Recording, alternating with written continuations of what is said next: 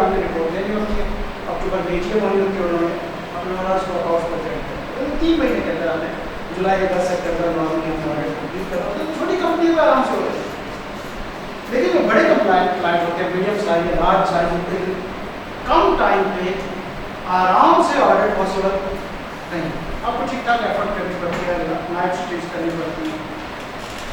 तो क्या आप ऑडिट को 3 महीने से ज़्यादा में एक्सपेंड कर सकते हैं? 3 या 4 महीनों में कर लें, कैसा पॉसिबल है? तो बाई लॉ आपने अक्टूबर में मीटिंग करनी है, बाई लॉ आपको हर सूरत में ऑडिट आपको कितना टाइम में कंप्लीट करना है? 3 मंथ्स।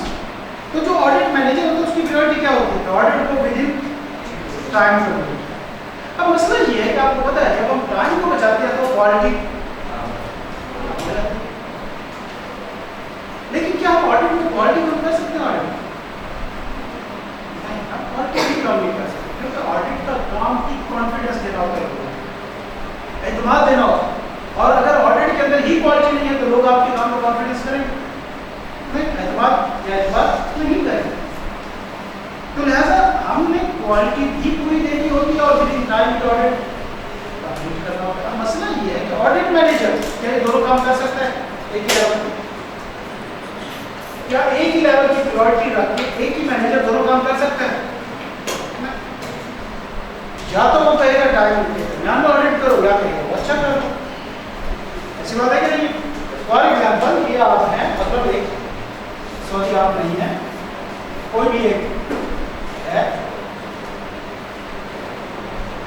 ठीक है, इसके ऊपर एक मैनेजर है, ऑडिट मैनेजर। ये से क्या क्या है? काम जल्दी करो या काम अच्छा करो? ऑडिट मैनेजर की प्रायोरिटी क्या है? काम अच्छा होना चाहिए या काम अच्छा होना चाहिए? दोनों क्या है ऐसी प्रायोरिटी हो सकती है? क्यों भाई पॉसिबल है कि नहीं? ये बताइए।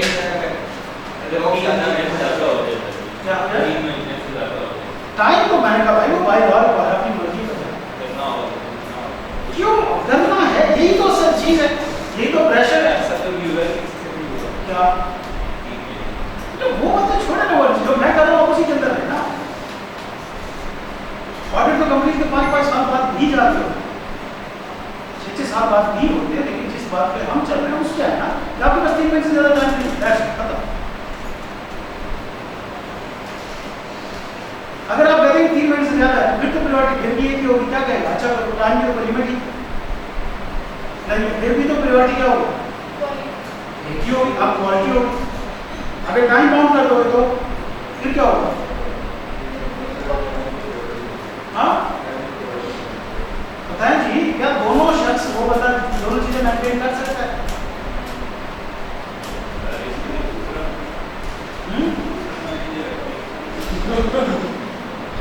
सही बात क्या कि भाई एक वक्त में एक शख्स एक से ज्यादा प्रायोरिटीज नहीं हो सकती। तो ऑडिट मैनेजर अगर टाइम को फोकस करेगा तो क्वालिटी जाती है, क्वालिटी को फोकस करेगा तो टाइम जाता है, और वो दोनों चीजों को कंप्रोमाइज नहीं कर सकते। तो फिर इसका इलाज क्या है? एक और मैनेजर को, सिंपल, एक और मैनेजर को जिसको QCR मैनेजर कहते हैं। और वो क्या कह रहा होगा इस बंदे को? जल्दी करो या अच्छे से करो?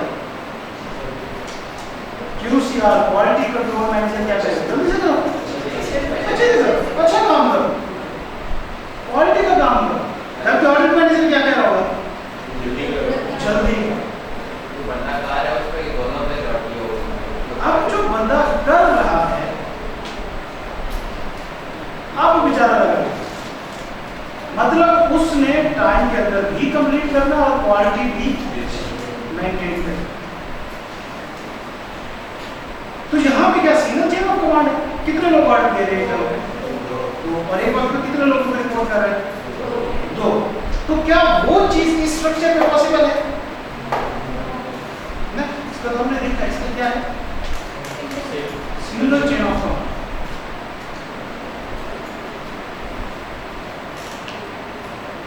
तो इसके लिए फिर मॉडर्न स्ट्रक्चर में यहाँ पे मल्टीपल चेन ऑफ कमांड को डिप्लॉय किया जाता है। अब देखिए मसला तो फिर भी यहाँ पे वही आ जाएगा कि बंदा बोलिए कराएगा, उससे पूछेगा किसका काम कर रहा हूँ, फिर उसका कर रहा हूँ, उससे पूछेगा उसका कर रहा हूँ। तो ये आम ऑर्गेनाइजेशन के अंदर ये वाले काम नहीं होते। जिस स्ट्रक्चर आम ऑर्गेनाइजेशन या नॉर्मल बिजनेस ऑर्गेनाइजेशन के अंदर अप्लाई नहीं होते।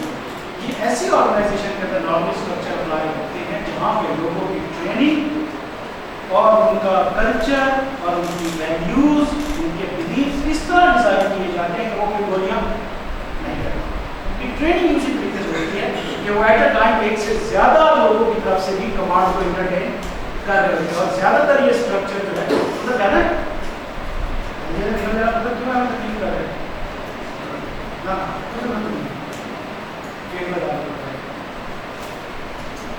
तो लिहाजा ये स्ट्रक्चर उन ऑर्गेनाइजेशन में डिप्लॉय किया जाता है जहां पे उस तरह की ही लोगों की ट्रेनिंग होती है, उस तरह की ही उनके कल्चर वैल्यूज होते हैं, तो वहाँ पे डुअल चेन ऑफ कमांड क्या होती है, एप्लीकेबल हो जाती है या लोग उसको फॉलो करते हैं। और इस स्ट्रक्चर को कहा जाता है मैट्रिक्स ऑर्गेनाइजेशन स्ट्रक्चर, जिसमें मल्टीपल चेन ऑफ कमांड होता है। और ये ज्यादातर हमारी डिफेंस इंडस्ट्रीज में, एरोस्पेस इंडस्ट्रीज में, हमारे ऑडिट इंडस्ट्री में भी, ये उन इंडस्ट्रीज के अंदर ये वाला स्ट्रक्चर, ये चेन ऑफ कमांड स्ट्रक्चर जो है डिप्लॉय किया जाता है, जहाँ पे ना तो आपके पास टाइम होता है और ना ही आपने क्वालिटी कंप्रोमाइज करनी होती है। जंग के दिनों में क्या आपके पास टाइम होता है आइटम बनाने के लिए, तो क्वालिटी कंप्रोमाइज कर सकते हो आइटम में, लेकिन जा रहे हो आपकी पार्टी में कौन कर रहे हो, शाफट बंद करके लिए पानी के लिए। तो लिहाजा ये उन इंडस्ट्रीज में, एरोप्लेन इंडस्ट्री, उसके अंदर वहाँ पे ये स्ट्रक्चर अप्लाई होता है। क्या आप टाइम सेव करने के लिए क्वालिटी कंप्रोमाइज कर सकते हो एरोप्लेन में? नहीं कर सकते। तो ये स्ट्रक्चर उन ऑर्गेनाइजेशन में अप्लाई होता है, नॉर्मल बिजनेस ऑर्गेनाइजेशन है वहाँ पे ये स्ट्रक्चर अप्लाई नहीं होता या इफेक्टिव नहीं होता। ये हमारा मैट्रिक्स ऑर्गेनाइजेशन। और अगर ये स्ट्रक्चर किसी ऐसी कंपनी के अंदर चल रहा है जो कि परमानेंट नेचर है, वो मुसलसल चल रही है, उसको मैट्रिक्स कहते हैं। लेकिन अगर किसी ऐसे स्ट्रक्चर के अंदर अडॉप्टेबल है जो टेम्परेरी है, जैसे तो ये एक प्रोजेक्ट है, उसके लिए आप एक टीम बनाएंगे, जैसे ही वो प्रोजेक्ट खत्म हो तो टीम खत्म हो जाएगी। ये टेम्परेरी स्ट्रक्चर, इसको प्रोजेक्ट बेस्ड ऑर्गेनाइजेशन कहते हैं। उसके अंदर भी same dual chain of command ही चलता है, मल्टीपल चेन ऑफ कमांड ही चलता है। यहाँ तक क्लियर? इसके अलावा है कि हमारा वर्चुअल ऑर्गेनाइजेशन, तो वो ऐसी ऑर्गेनाइजेशन होती है जिसका कोई स्ट्रक्चर नहीं होता।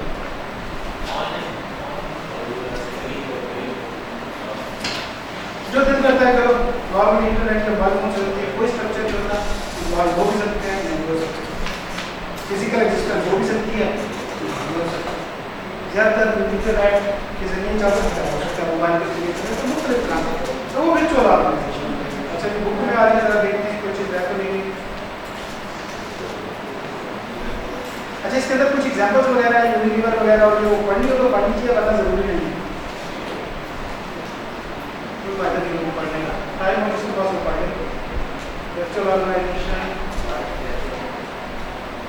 एलिमेंट्स में डिपार्टमेंटलाइजेशन हो गई, chain of commands, span of control, level of management. हाँ जी, किसी भी ऑर्गेनाइजेशन के अंदर जो मैनेजमेंट होती है क्या वो सारी एक लेवल की होती है? नहीं, 3 लेवल की मैनेजमेंट। नंबर 1 टॉप लेवल, जिसको स्ट्रेटेजिक लेवल मैनेजमेंट, जिसका काम क्या होता है? Long term decision. Strategic level management या टॉप मैनेजमेंट का काम क्या होता है? Long term decision. उसके बाद आती है मिडिल लेवल मैनेजमेंट, जिसको टैक्टिकल मैनेजमेंट भी कहा जाता है, जिसका काम क्या है? मीडियम टर्म के डिसीजन लेना। और फिर उसके बाद आती है लोअर लेवल मैनेजमेंट, जिसको ऑपरेशनल मैनेजमेंट भी कहा जाता है, और उसका काम होता है डे टू डे मैटर्स के ऊपर डिसीजन लेना, ऑपरेशंस को कंट्रोल करना, जिसमें सुपरवाइजर होता है। सेंट्रलाइजेशन, डिसेंट्रलाइजेशन हो गया। चलिए यहाँ पर चैप्टर 3 कंप्लीट हुआ।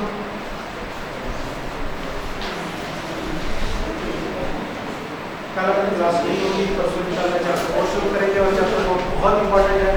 चैप्टर 4 और 5 मिला के खामोश, चैप्टर 4 और 5 मिला के आपका 5 मार्क्स का आपका पेपर आता है, तो लिहाजा चैप्टर 5 ये भी रटा लग सकता है, चैप्टर 4 रटा नहीं लग सकता, और उसमें से किसी एक लेक्चर में भी आप स्ट्रिक्टली टॉपिक लेक्चर का समझ नहीं आने वाला, वो फाइनेंस से रिलेटेड चैप्टर है, तो लिहाजा उसके ऊपर हमारे अराउंड 4 से 5 दिन लगेंगे।